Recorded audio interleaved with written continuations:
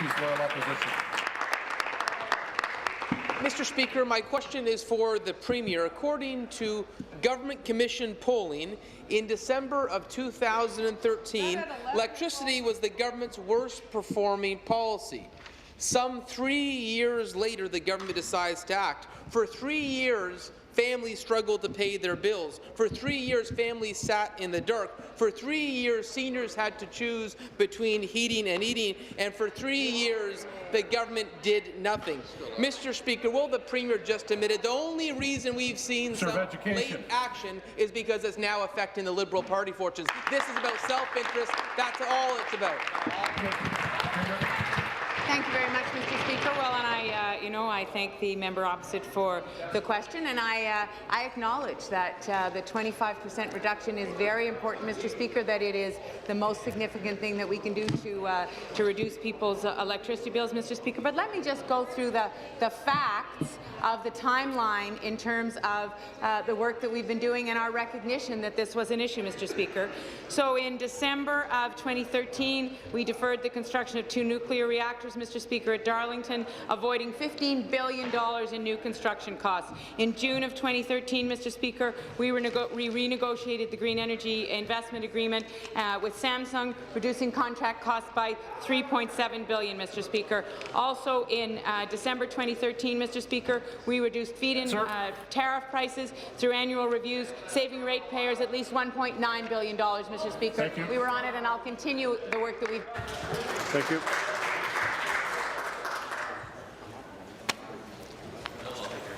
Supplementary. Mr. Speaker, back to the Premier. For 3 years, people struggled to pay their hydro bills, but for 3 years, Liberal friends got rich off more bad contracts. And we know, according to Alison Jones from the Canadian Press, that it was Liberal polling firms Polara and Gandalf that received large checks to tell the government their policy wasn't working. Mr. Speaker, how much did the government pay these Liberal friends and the Premier's campaign manager over those 3 years, only to ignore that advice? Mr. Speaker, we were, as I've said, we have made a very significant move in terms of removing 25% of people's electricity bills, Mr. Speaker. They will see those changes in the summer. But, Mr. Speaker, we were very aware that there was a need to take costs out of the system and to reduce people's bills, Mr. Speaker, long before we made the move on the 25%. So let me continue. In April of 2014, Mr. Speaker, we removed the debt retirement charge from people's bills, saving the average family $70 a year on their bills, Mr. Speaker. In March of 2015, Mr. Speaker, we introduced the Ontario Electricity Support Program and the Rural and Remote Rate Protection Program. Mr. Speaker, that was a direct recognition that people were paying too much on their electricity bills and a direct support for people who were paying too much on their electricity bills, particularly low-income families, Mr. Speaker. Supplementary. Mr. Speaker, again to the Premier. We know that David Hurley from the Gandalf Group, the Liberal campaign manager, received at least $3 million in contracts. At the same time, despite getting advice that this electricity policy was very unpopular, we had the Minister of Finance saying in the legislature his hydro bill was going down. We had the Minister of Energy saying there was absolutely no crisis. So we're paying millions for research. The government ignores that research. So my question, Mr. Speaker, to the Premier, if you're paying the Liberal campaign millions for research, ignoring that research 3 years ago, is this just thanking Liberal friends with taxpayer dollars once again? That's right. Minister of Energy. Minister of Energy.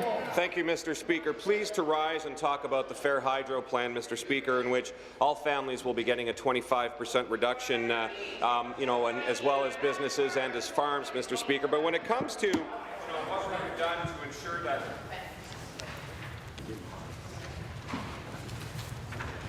If I have to, we'll pick up from last week.